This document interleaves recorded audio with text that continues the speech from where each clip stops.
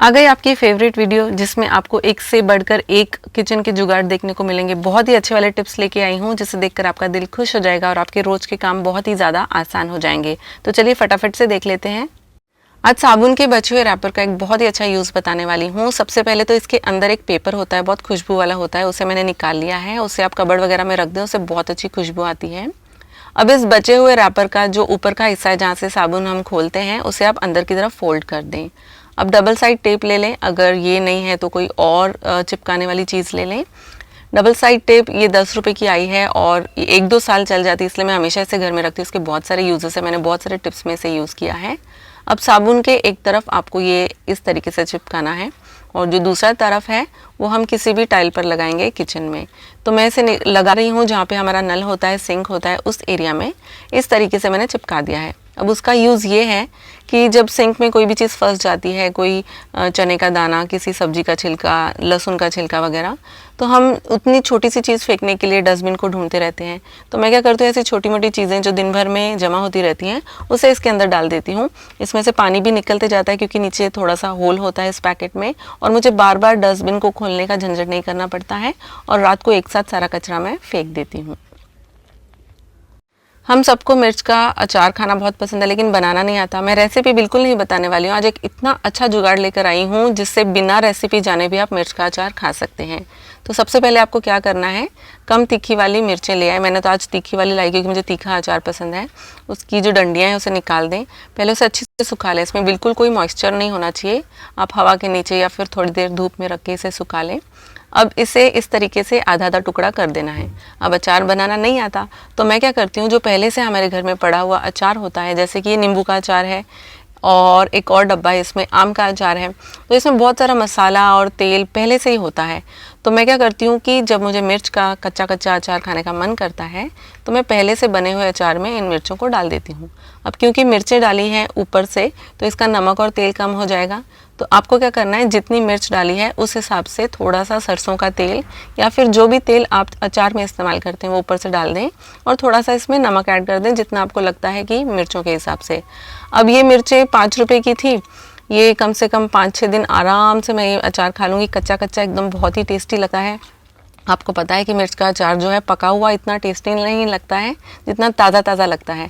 तो जब ये मिर्चें ख़त्म हो जाएंगी मैं फिर से नई मिर्चें ले आऊँगी, 5 की 10 रुपये की, और फिर से यही जुगाड़ करके मिर्च का अचार एंजॉय करूँगी।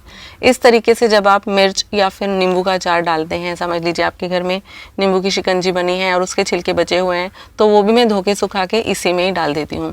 ऐसा करने से आपको ताज़े अचार का मज़ा भी मिल जाता है और अचार बनाने की बिल्कुल ज़रूरत नहीं पड़ती। ये टिप ज़रूर अपनाएं, आपको बहुत मज़ा आएगा इसे करने में। कितनी भी साफ़ सफाई करो घर में कॉकरोच वगैरह ज़रूर हो जाते हैं। अगर हम दवाई नहीं लगाते हैं तो कॉकरोच जो है यहाँ वहाँ रात भर घूमते रहते हैं। अब हमारा चकला और बेलन, कुछ लोगों को आदत होती है कि आटे के डब्बे में ही रखने की, लेकिन कुछ लोग उसे आटे के डब्बे में रखना नहीं पसंद करते या फिर उनका आटे का डब्बा छोटा होता है जिसमें चकला और बेलन नहीं जाता। तो अगर हम बाहर ही रख देते हैं तो क्या होता है, रात भर कीड़े मकोड़े कॉकरोच वगैरह इसके अंदर फिरते रहते हैं। तो अगर आपको भी ये प्रॉब्लम है और आपको गंदा लगता है कि सुबह उठ के मैं उस गंदे चकले पर रोटियां बेल रही हूँ, तो एक बहुत अच्छा जुगाड़ है, एक थैली रख लीजिए जो इसके साइज़ की हो। रोज़ इसी थैली में आप चकले और बेलन को डालने के बाद ऊपर से कोई रबर बैंड लगा दें। अगर थैली और भी ज़्यादा बड़ी तो आप गार्ड भी बांध सकते हैं।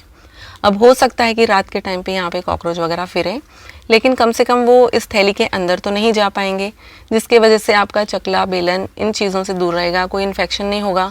सुबह उठते ही सबसे पहले मैं तो अपनी बेटी के लिए टिफ़िन बनाती हूँ, खाना बनाती हूँ, तो मुझे एक बड़ा वहम सा रहता था पहले कि मैं उसके लिए खाना बना रही हूँ सबसे पहले और वो कॉकरोच वाले चकले बेलन पे बना रही हूँ, पर अब मुझे ऐसी कोई टेंशन नहीं रहती है। तो आप भी ये ज़रूर करें।